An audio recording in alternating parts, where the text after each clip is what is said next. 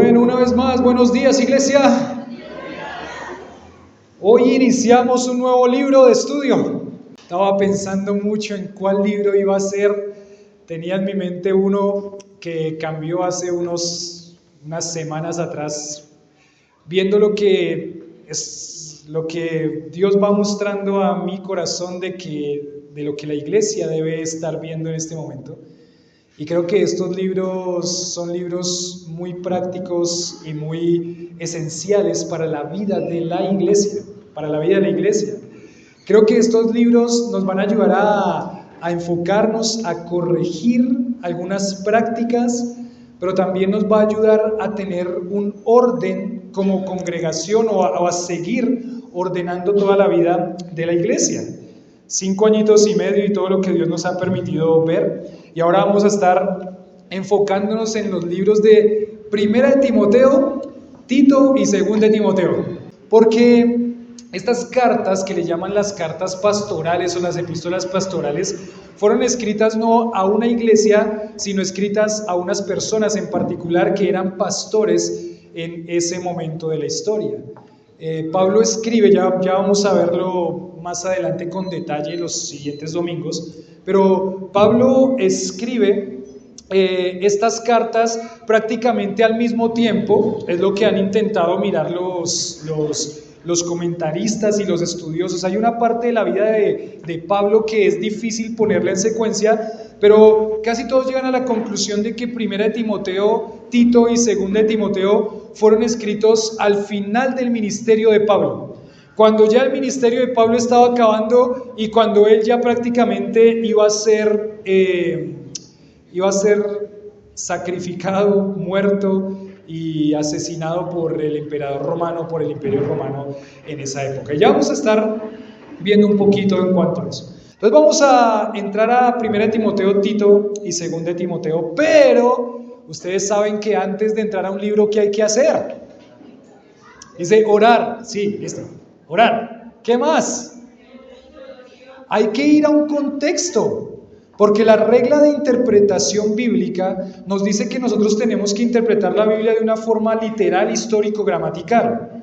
Y ese histórico nos llama a que nosotros tenemos que empezar a mirar los contextos en donde están ubicados los libros que nosotros vamos a ver. Nosotros debemos, cada vez que nos acercamos a un libro de la Biblia, sea como congregación o sea individualmente, debemos tener en cuenta 3 cosas. La primera cosa es quién escribió el libro. ¿Listo? Cualquier libro de la Biblia. ¿Quién escribió el libro al que yo voy a entrar a estudiar o a leer o a repasar? Aún en sus tiempos que llamamos tiempos de devocional.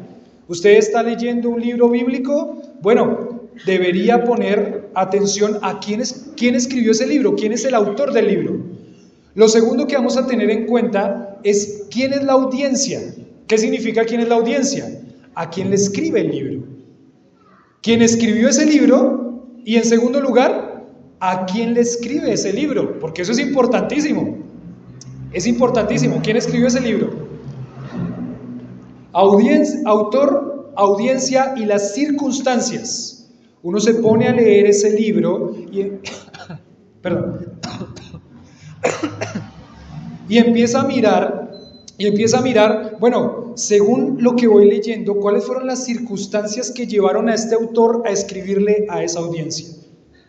Son las reglas de interpretación para que podamos hacer una buena interpretación de la Escritura, porque si no nos vamos a ir muy lejos en lo que Dios quería hablar en ese momento.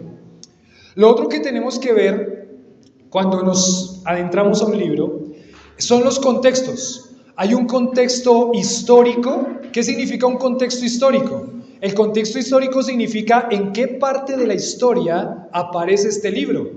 No es lo mismo el libro de Génesis, que aparece 1400 años antes de Cristo, que el libro de Primera de Timoteo, que aparece en el contexto histórico del 64, 60, 63 después de Cristo. La historia es muy diferente en el Antiguo Testamento al Nuevo Testamento. Y eso es muy importante, el contexto histórico, en donde estoy parado en ese momento de la historia. En segundo lugar, el contexto cultural. ¿Qué está pasando como cultura? Es la misma cultura egipcia a la cultura griega, romana del Nuevo Testamento? Totalmente diferente. Hay muchas cosas que pueden ser parecidas, pero es completamente diferente. Entonces necesitamos meternos en la cultura, en el contexto cultural de ese libro. Y después vamos a entrar al contexto literario, que es ver el libro por partes, por secciones, e intentar comprenderlo todo de todas las formas. Entonces ahí tienen las claves de interpretación, algunas reglas generales de interpretación bíblica, para que podamos hacer una buena interpretación del texto bíblico. Entonces tenemos aquí, y con lo que vamos a empezar esta mañana, es viendo el autor de este libro, Entonces yo le puse como título a esta predicación, El apóstol Pablo, una vida utilizada por y para Dios. Apóstol Pablo, una vida utilizada por y para Dios. Una vida utilizada por y para Dios. Es el título de esta predicación en esta mañana. Y bueno, espero que ustedes estén tan emocionados como yo de este nuevo libro que vamos a estudiar. ¿Están emocionados? Muy bien, ya me emocionaron más aún. ¿Listo? Entonces, la vida de Pablo. Vamos a ir por la vida de Pablo.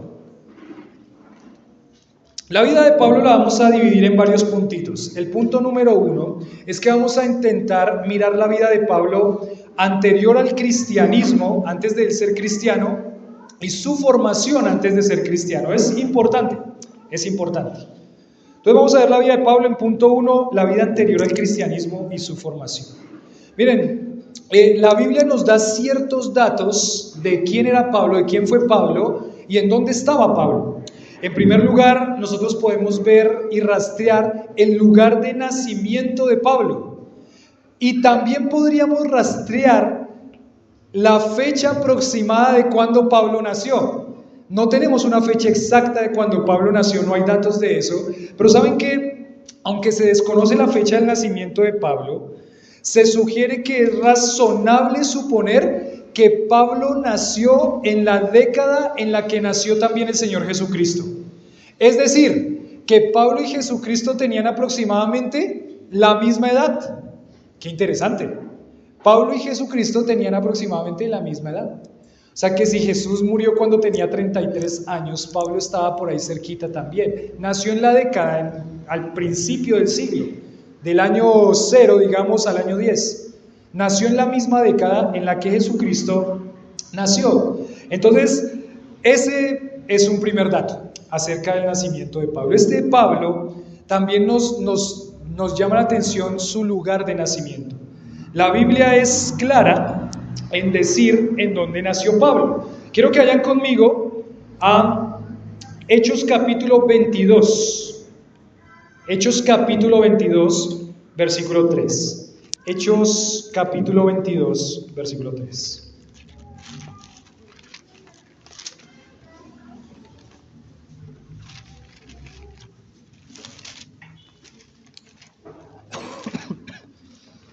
Hechos capítulo 22, versículo 3. Pablo está dando su defensa ante, dice, el concilio, y él va a narrar su testimonio. En el capítulo 22, versículo 3, dice,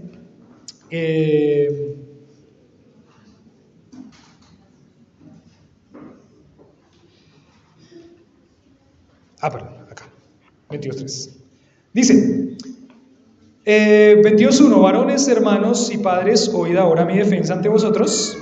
Y al oír que les hablaba en lengua hebrea, guardaron más silencio, y él les dijo, yo de cierto soy judío, nacido ¿en dónde? En Tarso de Cilicia. Entonces, el lugar de nacimiento de Pablo es la ciudad de Tarso. La ciudad de Tarso es una ciudad muy importante. La ciudad de Tarso era la ciudad principal de la provincia de Cilicia. Y la provincia de Cilicia era una provincia del Imperio Romano. Lo que significa es que Pablo tiene toda una influencia greco-romana muy fuerte, porque esta ciudad de Tarso era una ciudad que tenía toda esta cultura helenística o toda esta cultura griega, y era una ciudad que tenía todo un trasfondo de paganismo muy grande, como cultura romana. Era una ciudad muy importante para la actividad del Imperio Romano. Era una ciudad muy importante para el Imperio Romano, pero lo que es interesante de este dato es que aunque Pablo nace en esta ciudad con esta influencia romana y griega, greco-romana, los escritos de Pablo no van a mostrar una escritura helenística, no van a mostrar una influencia tan marcada y tan grande de la cultura helenística hacia Pablo. Entonces, Pablo tiene este lugar de nacimiento, y también es importante porque Pablo conoce muy bien esta región de Tarso de Cilicia. Cuando nosotros vemos los viajes misioneros de Pablo, Pablo pasó por esta región para sus viajes misioneros. Él entiende mucho la geografía. Pablo fue un hombre que fue educado, y ya lo vamos a ver en un instante, tuvo de las mejores educaciones que se puede considerar para una persona en ese momento. Digamos que en Tarso había de las mejores educaciones que se podía tener en todo el Imperio Romano. Eso significa que Pablo no era cualquier persona.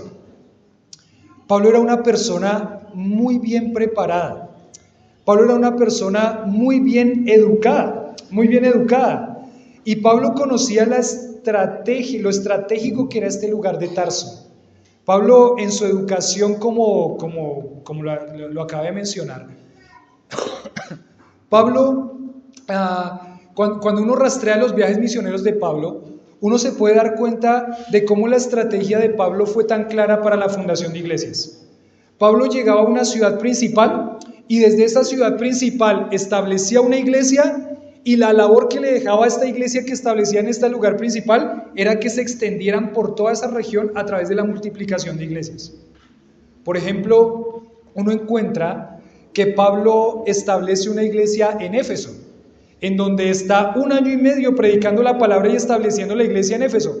¿Saben que Éfeso era la ciudad principal de la provincia de Asia Menor? Y después, cuando uno llega a Apocalipsis, como lo estudiamos hace unos meses atrás, uno llega a Apocalipsis y por lo menos ¿cuántas iglesias hay en la provincia de Asia Menor? Por lo menos hay 7 iglesias a las que le escribe ahí en Apocalipsis. Es decir, que esta iglesia que fundó Pablo en Éfeso, en la ciudad principal de la provincia de Asia, cumplió muy bien su labor y su función. La labor y la función de multiplicarse a través de la fundación de iglesias y que toda esa región conociera el Evangelio. La formación de Pablo es muy importante, porque Pablo sabe dónde está parado. Pablo conoce muy bien las ciudades del imperio, y entre ellas está Tarso de Cilicia, una de las ciudades más importantes del Imperio Romano. Y creo que parte de su formación fue la que Dios utilizó para que Pablo fuera el hombre que llegó a ser. Su formación desde muy pequeñito fue la que Dios utilizó, con el conocimiento que él tenía, con el conocimiento que él adquirió, fue lo que Dios utilizó para que este hombre llegara hasta donde Dios le permitió llegar, fundando todas estas iglesias y siendo impacto para tantas personas. Entonces ese es el lugar de nacimiento de Pablo. Él nace en Tarso, la provincia de Cilicia. Ahora también tenemos que rastrear un poco de Pablo el lugar de su educación. Ahí en el mismo Hechos capítulo 22, mismo pasaje, Hechos capítulo 22, versículo 3, dice: yo soy de cierto judío, nacido en Tarso de Cilicia, pero, ¿qué dice? Pero criado en esta ciudad, instruido a los pies de Gamaliel, estrictamente conforme a la ley de nuestros padres, celoso de Dios, como hoy lo sois todos vosotros. Entonces, Pablo, conocido por su nombre hebreo. ¿Cuál era el nombre hebreo? Saulo, ¿cierto? Saulo de Tarso. Su nombre hebreo era Saulo, y lo que nos dice aquí es que, aunque Pablo nació en esta ciudad tan importante como era Tarso, Pablo no fue criado en la ciudad de Tarso. ¿En dónde fue criado entonces Pablo? Dice que Pablo fue criado en esta ciudad. ¿Cuál es esta ciudad? Jerusalén. Jerusalén. O sea que Pablo fue llevado por sus padres. Ahí no se sabe a ciencia cierta qué fue lo que pasó y cómo fue que pasó eso. Pero las dos teorías y las dos posibilidades que se tienen en cuanto a la educación de Pablo es que Pablo se pudo haber trasladado con toda su familia, a Jerusalén. O la segunda opción que podría ser es que en esa época también era muy común que personas enviaran a sus hijos a estudiar lejos, a otro lugar, y fueran instruidos por otras personas. Estos padres de Pablo no nombra a los padres de Pablo, pero los padres de Pablo tenían claro algo. Yo voy a enviar a mi hijo a un lugar lejos quizás de toda esta influencia de la cultura helenística, y lo voy a enviar al lugar donde tiene que estar, en Jerusalén. ¿Aprendiendo de quién? De los doctores de la ley. Aprendiendo de aquellos que le van a instruir en el camino del Señor, en el temor del Señor. No sabemos muy bien cómo fue que se desarrolló eso, si se trasladó toda la familia o enviaron a Pablo allá, pero la realidad es que Pablo está en Jerusalén siendo criado, siendo educado en el lugar donde ellos consideraron que era el lugar donde le iban a enseñar el temor al Señor, Y él fue un hombre muy estricto, dice ahí en el versículo 3, estrictamente conforme a la ley de nuestros padres, celoso ¿de quién? Celoso de Dios. Pablo, este hombre que aparece aquí, Gamaliel, dice que Gamaliel era el mejor rabino de su era, el mejor rabino. Y cuando uno ve los escritos de Pablo, uno ve que hay una excelente interpretación de todo lo que es el Antiguo Testamento. Pero excelente interpretación. Lo que significa que Pablo, al conocer y a ser instruido por este Gamaliel en todo lo que tenía que ver con la ley y en los escritos del Antiguo Testamento, esa fue su formación y una herramienta que Dios utiliza para escribir el Nuevo Testamento y una excelente interpretación del Antiguo Testamento. Es decir, la formación de una persona cumple un rol fundamental para el instrumento que puede llegar a ser en las manos de Dios. Un rol fundamental. Y miren que están esas dos teorías. Enviaron allá a Pablo o sus padres fueron con él, pero sus padres seguramente fueron los que tomaron una decisión muy firme y muy radical. Pablo tiene que estar, Saulito, tiene que estar en un lugar donde le enseñen el temor a Jehová, no en otro lugar. Y eso es muy valioso, porque miren que cuando uno ve a Pablo hablándole a Timoteo, por ejemplo, y ya lo vamos a ver en 2 de Timoteo, cuando uno ve a Pablo hablándole a Timoteo, lo que Pablo le dice a Timoteo es que la formación de Timoteo, Pablo la rastrea, pone un rastro, ¿hasta dónde? Pablo rastrea la formación de Timoteo, no desde que Timoteo es influenciado por Pablo, sino que Pablo le dice a Timoteo, y que desde la niñez, ¿qué? Has sabido las sagradas escrituras. Y después en 1 Timoteo capítulo 1, Pablo le dice, la fe, la cual tú recibiste como instrucción de dos personas que fueron vitales para la vida de Timoteo. ¿Quiénes fueron? Su abuela Loida y su madre Eunice. Pablo pone como pilar fundamental, de la formación de la vida de Pablo, a su abuela y de Timoteo, a su abuela y a su madre.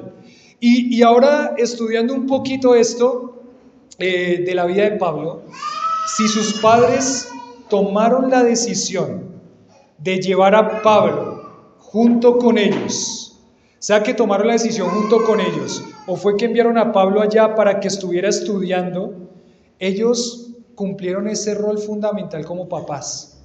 Pablo tiene que estar en el lugar donde le van a enseñar la palabra de Dios, a los pies del mejor intérprete de la ley del momento, tiene que estar ahí. Ahí es donde tiene que estar. Si nosotros queremos ver a niños y jóvenes poder ser instrumentos en las manos de Dios de una manera maravillosa, esa instrucción tiene que empezar desde la vida del hogar. Y el hogar tiene que ser también un pilar fundamental para cuidar a los hijos del lugar en donde no les van a enseñar el temor a Dios, sino que les van a enseñar todo lo contrario. Y no vamos a hablar aquí de la formación, bueno, sí vamos a hablar aquí de la formación, entre paréntesis, porque ustedes se van dando cuenta cómo todas las leyes del gobierno van poniéndose cada vez más en contra de ¿quién? De Dios. Y decía Lili, escuchando unos audios de todo lo que tiene que ver con la educación en casa, dice, es un milagro que uno envía a sus hijos a un lugar donde va totalmente en contra de Dios, y es un milagro que algunos de ellos no se pierdan completamente, porque la influencia que tiene el lugar del colegio son 6, 7, 8 horas que están no específicamente enseñándoles en contra de Dios, pero parece que todo el currículum va enfocado en decirle al joven que Dios no existe. En ciencias sociales le enseñan la teoría del Big Bang, diciéndole que hay 2 bolitas que se estrellaron y que de ahí salió todo, quitándole de su mente al niño desde muy pequeñito la existencia de ¿quién? De Dios. Es un milagro, es un milagro.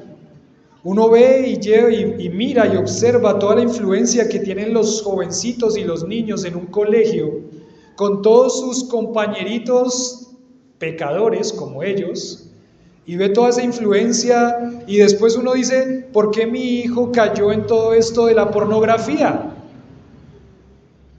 ¿Por qué mi hijo cayó con todo esto de los noviazgos? ¿Por qué mi hijo cayó en todo esto quedó embarazada? Quedó embarazada. Y después uno dice, y abortó. ¿Y quiénes son los consejeros de sus hijos? Los padres, si están 7 horas en el colegio, su influencia son 3, 4 horas quizás. ¿Quiénes son los consejeros de sus hijos? ¿Los hermanos de la iglesia? No. ¿Quiénes son los consejeros de sus hijos? Los compañeros del colegio. Ellos son los consejeros. Y los maestros son los consejeros de sus hijos. Y ahí tenemos a las niñas y a los chicos siendo aconsejados por sus mismos compañeros de colegio. ¡Oh, qué peligro! ¡Qué miedo! Hoy había una chica que estaba ahí en la entrada de la iglesia, y cuando la vi le dije, la eterna juventud.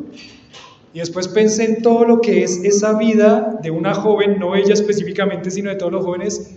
Dije, Señor, guárdalos.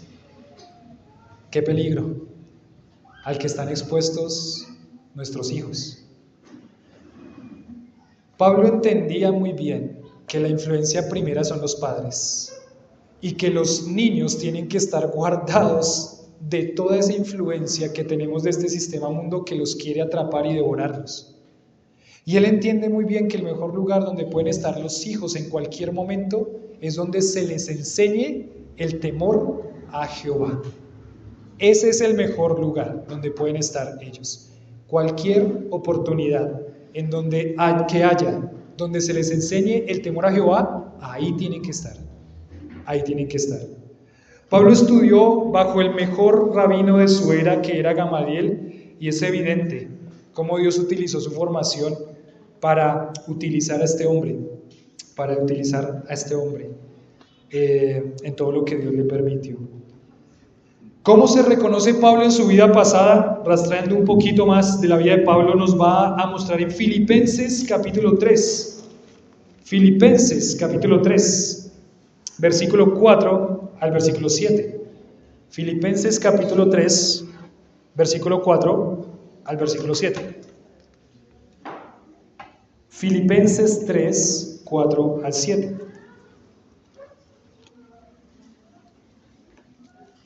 ¿Listo? ¿Llegamos a Filipenses 3, 4 al 7? Dice lo siguiente: aunque yo tengo también de qué confiar en la carne, si alguno piensa que tiene de qué confiar en la carne, yo más. Circuncidado al 8º día, conforme y según al rito de la ley, del linaje de Israel, de la tribu de Benjamín, hebreo de hebreos, en cuanto a la ley, fariseo, en cuanto a celo, perseguidor de la iglesia, en cuanto a la justicia que es en la ley, irreprensible. O sea, este hombre era un hombre que nunca, y lo que vamos a ver de este hombre a través de todo el Nuevo Testamento del libro de Hechos, es que este hombre lo que tomó para su vida, lo tomó muy en serio. Este hombre no jugó nunca a dos aguas. Este hombre siempre fue muy serio en las decisiones que tomó. Es más, fue un radical extremista. Ya vamos a ver un poquito acerca de eso, pero rastreando un poquito su formación, su lugar de nacimiento y su vida pasada, él dice: yo fui esto, esto y esto. Del linaje de Israel. ¿Qué significa el linaje de Israel? Para ese entonces, como pasa ahora, había muchas personas que se hacían judíos. No eran judíos, habían nacido como gentiles en el pueblo gentil, no venían de ningún linaje. El jueves estaba en una casa que me decía: donde yo trabajo, donde trabaja mi hija, ese hombre se hizo judío. ¿Pero de qué tribu es? No, chipcha será, ¿sí o no? Como nosotros, chipcha, muisca, seremos. No tenemos otro, a menos que usted venga de Europa o algo así, no sé. Pero regularmente no, somos chipchas, muiscas, indígenas. Pero hay personas que se hacen judíos. Pero Pablo no era una persona que se hacía judío o que se hizo judío. Pablo era un ¿qué? Judío, nacido de una familia judía, con sus padres de ascendencia judía. Y él dice específicamente en cuál tribu nació. ¿En cuál tribu nació? Él es de la tribu de Benjamín y dice hebreo de hebreos. Y saben que los de la tribu de Benjamín eran personas que se jactaban mucho de haber nacido en la tribu de Benjamín, porque si ustedes recuerdan, Benjamín fue el hijo de ¿quién?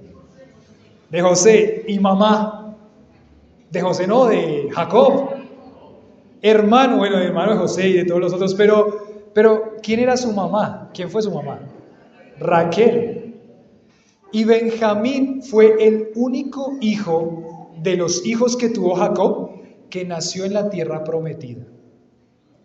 Todo el resto de los hijos nacieron fuera cuando él estaba allá donde sus familiares.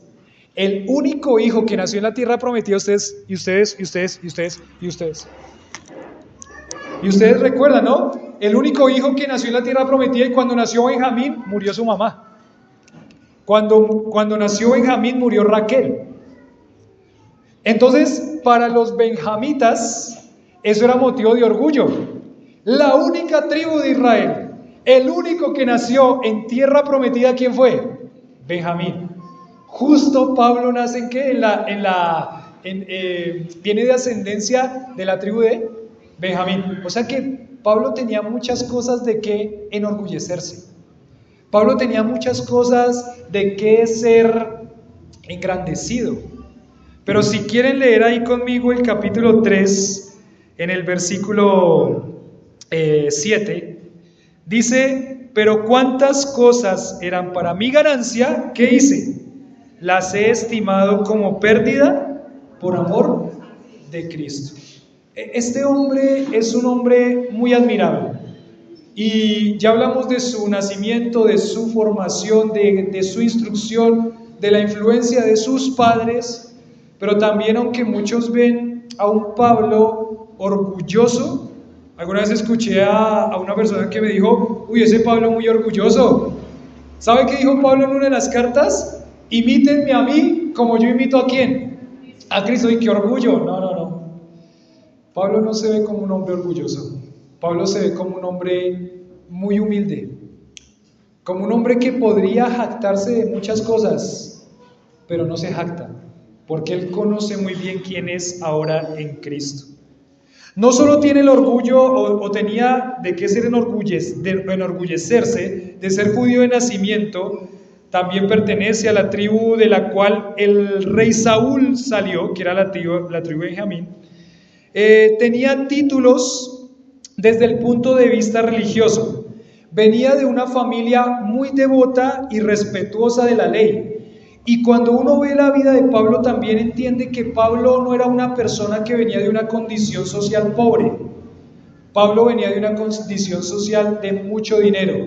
Si usted en ese momento es instruido por el mejor rabino de la época, es porque alguien tuvo que pagar. ¿Y quién pagó eso?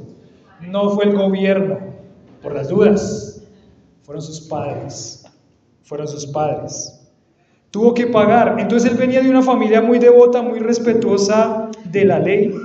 Pero también Pablo dice que se había hecho parte del partido más religioso y estricto de ese momento. ¿Cuál era? El partido de los fariseos. Y los fariseos podían ser cualquier cosa, hipócritas o lo que sea, pero los fariseos eran muy estrictos, eran muy celosos, caían en otras cosas, en otros pecados, pero eran muy celosos, eran muy fervientes. Hebreo de hebreos en cuanto a la ley, fariseo. Entonces Pablo había dado muestras de ese rigor. Pablo se había denominado a él como un cazador de herejes. Pablo iba a cazar a los herejes. Pablo iba a cazar a cualquiera que fuera en contra de la ley judía. Y por eso es que nosotros encontramos a Pablo en Hechos capítulo 9. Ahora en Hechos capítulo 9. Seguimos rastreando a la vida del autor del libro, de estos libros, 1 de Timoteo, Tito y 2 de Timoteo.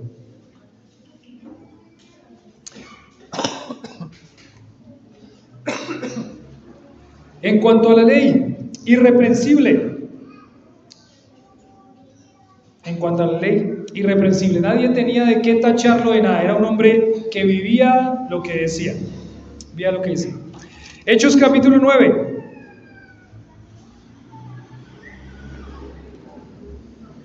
Dice desde el versículo 1, Saulo respirando aún ¿qué?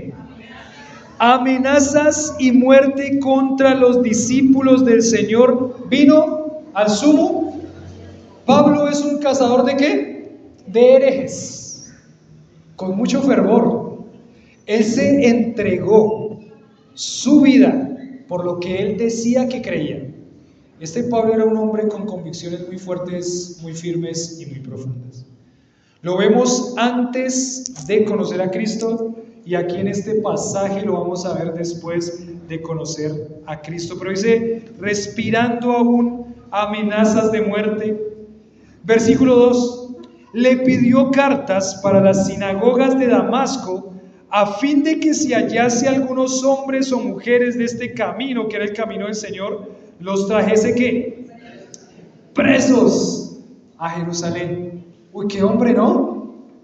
Yo voy a ir a apresar a todos esos cristianos, los voy a traer acá. Pero dice, ¿ustedes ven el odio o el celo que él tenía? Dice que respirando amenazas de muerte. ¿Qué les hace pensar esa expresión, respirando amenazas de muerte? Cada vez que Pablo respiraba, él tenía ese odio y ese resentimiento ¿por quiénes? Por los cristianos. Este era un hombre ferviente, este era un hombre apasionado, este era un hombre, algunos podrían decir, este era un hombre fanático, ¿sí o no? Era fanático, fanático aquel que muere, por eso a lo cual le rinde tanto fanatismo. Déjenme ir a un dato curioso antes de ir al punto 2, que es su conversión. Estamos aquí rastreando en el primer punto la vida anterior al cristianismo y su formación. Pero déjenme ver un dato curioso. Dice que hay dos comentaristas del Nuevo Testamento, uno se llama William Ramsey y el otro Adolf Schlatter, espero haberlo pronunciado bien. Dos comentaristas del Nuevo Testamento y menciona que es probable que Pablo haya conocido personalmente a Jesús durante su ministerio terrenal. Y tiene mucho sentido, ¿no? Seguramente eran contemporáneos. Seguramente Pablo, su lugar de residencia como judío, fariseo y muy celoso de la ley era ¿cuál? Jerusalén. Jesús estaba ahí. Pablo había escuchado acerca de Jesús. Seguramente eran contemporáneos. Iba escuchando lo que Jesús hacía. Y Pablo lo único que hacía era respirar ¿qué? Cuando me encuentre ese Jesús, ¿sabe qué le voy a hacer? Cuando me encuentre ese, y seguramente Pablo conoció a Jesús durante su ministerio terrenal. Es más, hay otro comentarista que es de apellido Henkel, dice, va aún más allá al afirmar que es casi probable que Pablo presenció la muerte de Jesús. Es muy probable que Pablo haya presenciado la muerte ¿de quién? De Jesús, claro. En la muerte de Jesús, ¿quiénes estaban presenciando todo eso? Todo el Sanedrín y todos los principales sacerdotes y fariseos. Y lo que nos da a entender de Pablo es que Pablo era un principal entre los fariseos. Puede ser. ¿Cuándo lo vamos a saber? Cuando lleguemos al cielo, porque no hay datos que nos confirmen eso. Pero es muy probable que Pablo haya conocido a Jesús personalmente y haya estado presenciando su muerte. Pero vamos a ir al punto número 2, que es su conversión. Y vamos a ver qué fue lo que pasó y cómo fue que pasó. Yo les voy a dar a ustedes, para que ustedes de pronto lo puedan ver en sus casas, los otros dos pasajes en donde Pablo habla de su conversión, en el libro de los Hechos. El pasaje en el que nos vamos a detener nosotros es en Hechos capítulo 9, pero también Pablo habla de su conversión en Hechos capítulo 22, versículo 1 al 12, si quieren anotarlo ahí, Hechos 22, 1 al 12, y también Pablo habla de su conversión en Hechos capítulo 26, versículo 2 al versículo 18. Hechos 22, 1 al 12, Hechos 26, 2 al 18. Si lo quieren anotar ahí, en sus casas pueden verlo, mirarlo, cuáles son las diferencias que hay ahí, qué detalles más da. Pero vamos a ir a Hechos capítulo 9. Hechos capítulo 9. En el formato de los niños está ese acontecimiento, en el de los niños pequeñitos, cuando Pablo cree en Cristo como su Salvador. Dice capítulo 9, versículo 1. Capítulo 9, versículo 1. Dice, Saulo, respirando unas amenazas de muerte contra los discípulos del Señor, vino al sumo sacerdote. Le pidió cartas para las sinagogas de Damasco, a fin de que si hallase algunos hombres o mujeres de este camino, los trajese presos a Jerusalén. ¿Qué pasó? Mas yendo por el camino, aconteció que al llegar cerca de Damasco, repentinamente le rodeó un resplandor de luz del cielo. Cayendo en tierra, oyó una voz que le decía, Saulo, Saulo, ¿por qué me persigues? Él dijo, ¿quién eres, Señor? Y le dijo, yo soy Jesús, a quien tú persigues. Dura cosa te es dar coces contra el aguijón. Él, temblando y temeroso, dijo, Señor, ¿qué quieres que yo haga? Y el Señor le dijo, levántate, entra en la ciudad y se te dirá lo que debes hacer. En su conversión, ¿quién se le aparece de frente? Se le aparece Cristo, Jesús. Yo soy Jesús, a quien tú. Claro, para el entendimiento de Pablo, Jesús era un revolucionario anti-judíos que quería engañar a las personas, pero que en ese momento estaba ¿cómo? Muerto, ¿cierto? Si él presenció la muerte de Jesús, él sabía que Jesús estaba muerto. Ahora, qué sorpresa para él. El Jesús revolucionario, quien él pensó que estaba muerto, estaba ¿qué? Vivo, y se le aparecía. Y él lo reconoce como su Señor y como su Salvador. Datos curiosos de la conversión de Pablo: yo soy Jesús a quien tú persigues. Y en el versículo 6, él temblando y temeroso dijo: Señor, ¿qué quieres que yo haga? ¿Qué pregunta esa, no? Señor, ¿qué quieres que yo haga? Haga la pregunta. ¿Cuál es la pregunta? No la haga tan en voz alta que de pronto el Señor le escucha.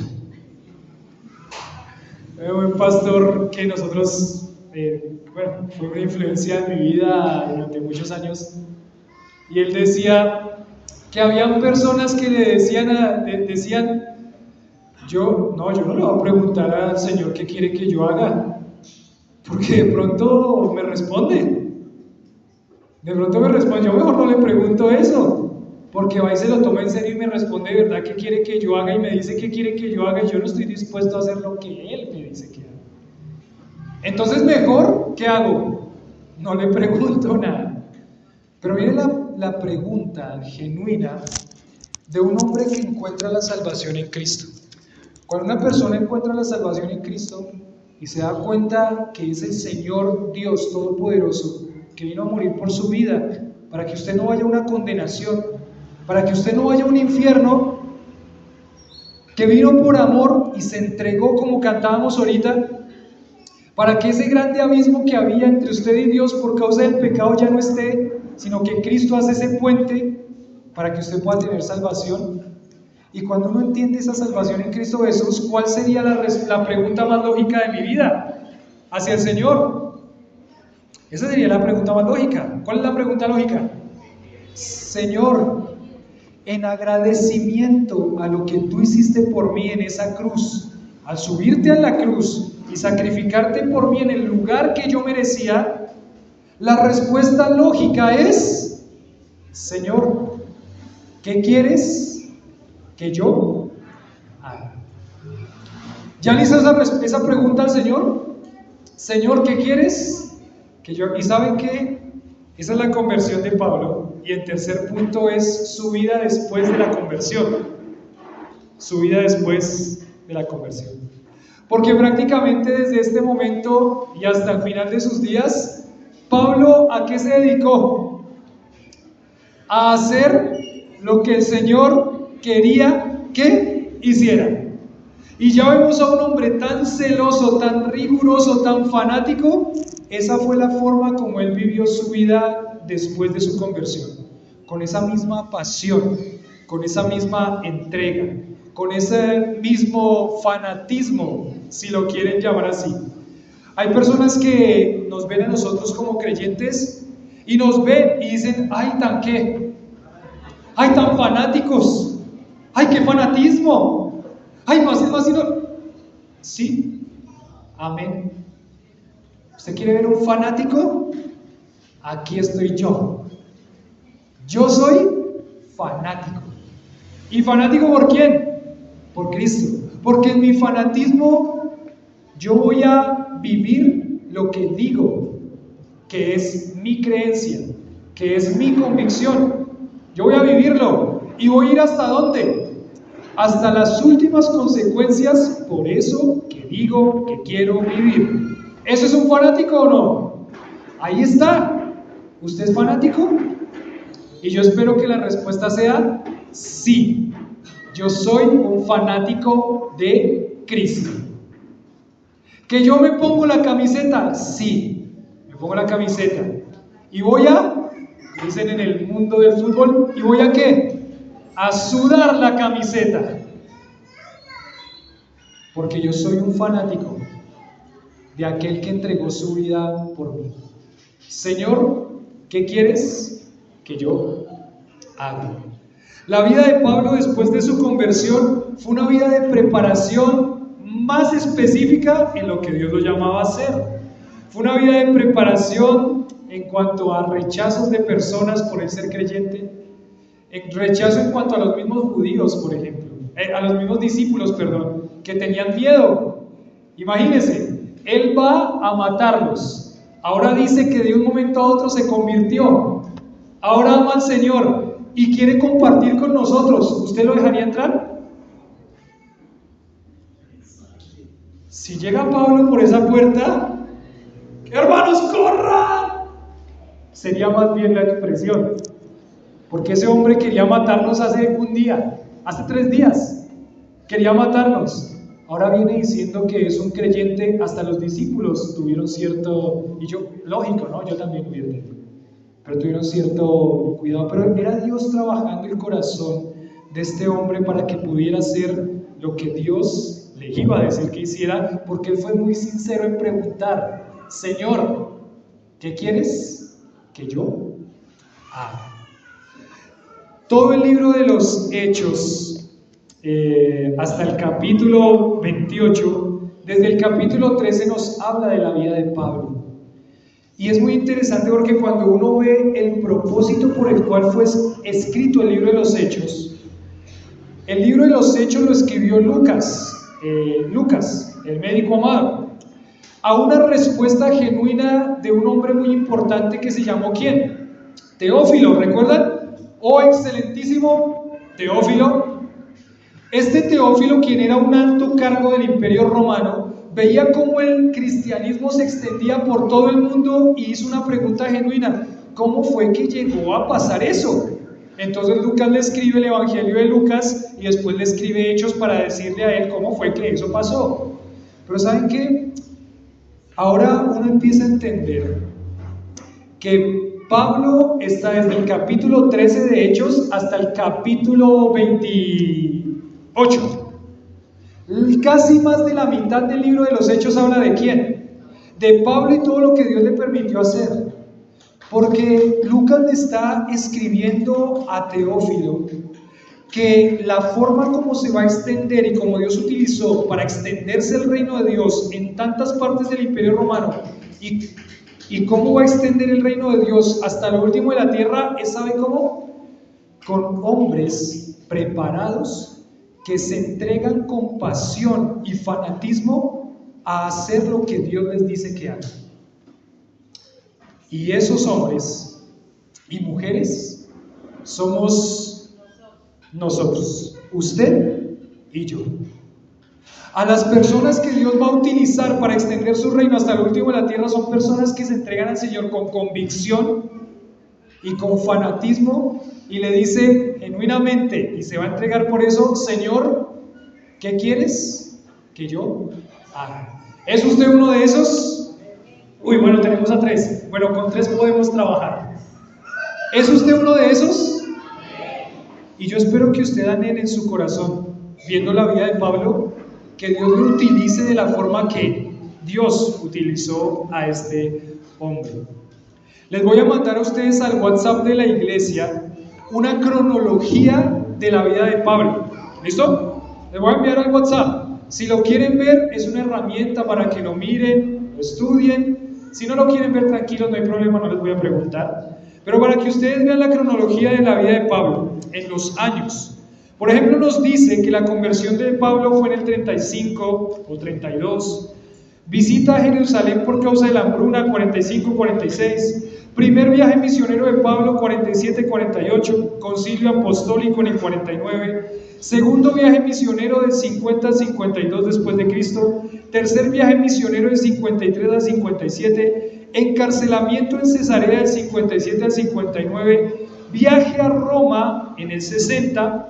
Cautividad en Roma del 61 al 63, liberación de la cautividad y ministerio en el este 64 al 67, y muerte y martirio de Pablo 67-68 después de Cristo. Solamente déjenme terminar con unos 3 versículos en cuanto a la vida de Pablo.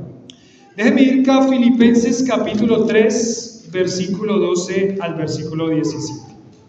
Filipenses 3, del 12 al 17. La vida de Pablo después de su conversión fue esta. Filipenses 3, 12 al 17. Vamos a leerlo. ¿Llegaron ahí? ¿Sí llegaron ahí? Filipenses 3, 12 al 17. Dice: no que lo haya alcanzado ya, ni que ya sea perfecto, sino que prosigo por ver si logro tomar o asir aquello para lo cual fui también tomado o asido por Cristo Jesús. Hermanos, yo mismo no pretendo haberlo ya alcanzado, pero una cosa así hago, olvidando ciertamente lo que queda atrás y extendiéndome a lo que está delante, prosigo a la meta, al premio del supremo llamamiento de Dios en Cristo Jesús. Así que todos los que somos perfectos, esto mismo sintamos. Y si otra cosa sentís, eso también os lo revelará Dios. Pero en aquello a que hemos llegado, sigamos una misma regla, sintamos una misma cosa. Y dice el 17, que dice: hermanos, sed imitadores de mí, y mirad a los que así se conducen según el ejemplo que tenéis en nosotros. Hermanos, sed imitadores ¿de quién? De Pablo. De Pablo.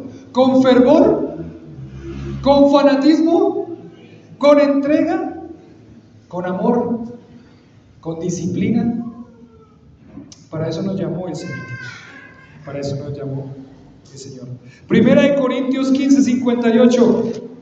Primera de Corintios 15, 58. Dice: así que, hermanos míos, amados, esto lo escribió Pablo, ¿no? Estad ¿qué? Firmes. ¿Y qué? Y constantes, creciendo en la obra del Señor siempre, sabiendo que vuestro trabajo en el Señor no es en qué, en vano. Estad firmes y constantes, creciendo en la obra del Señor siempre. En conclusión, primera conclusión: un hombre que entiende su nueva vida en Cristo, sus amistades cambian, su disposición cambia, su objetivo de vida cambia. Ahora Pablo está dispuesto a hacer lo que Dios le pidió que hiciera. Ahora Pablo está dispuesto a invertir completamente su vida por aquel que lo salvó. Por aquel que lo salvó. En segundo lugar, cuando uno ve del capítulo 13 al 20 de Hechos, la conclusión que puede sacar de estos pasajes es: Pablo entregado por completo a la fundación de iglesias, a afirmar a las iglesias. Un hombre con una estrategia clara en su cabeza, un hombre que fue el instrumento para que muchos se convirtieran al Señor.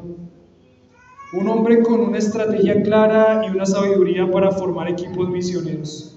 Un hombre que amaba la obra del Señor y se entregaba por esa obra. Y un hombre que, del capítulo 22 al 26 del libro de Hechos, un hombre que con su testimonio y con su vida siempre intentaba alcanzar a alguien más. Siempre intentaba influenciar a alguien más.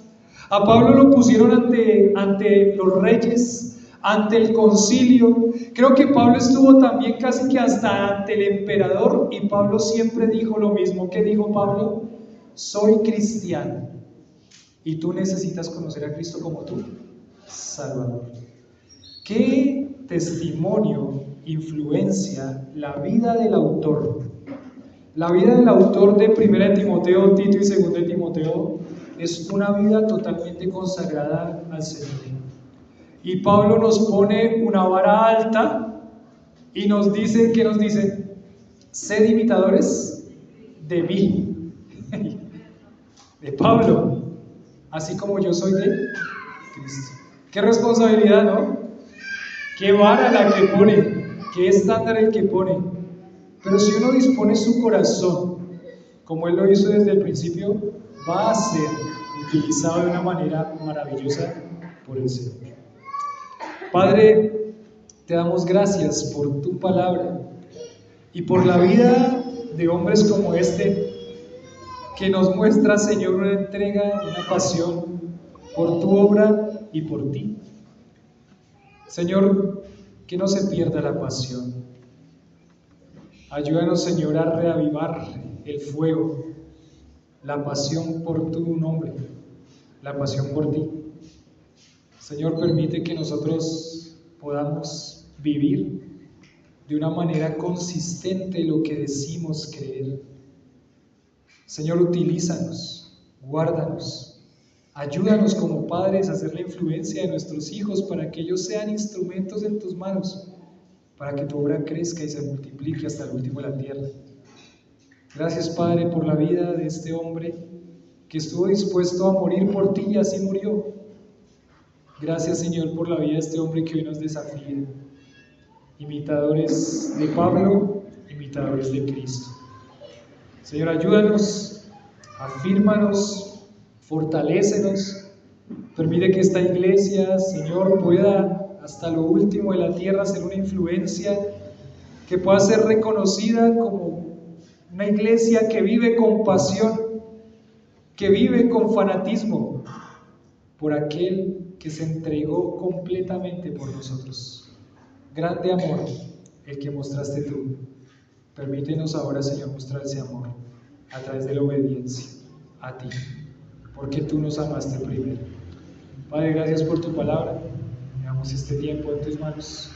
En nombre de Jesús. Amén. Amén.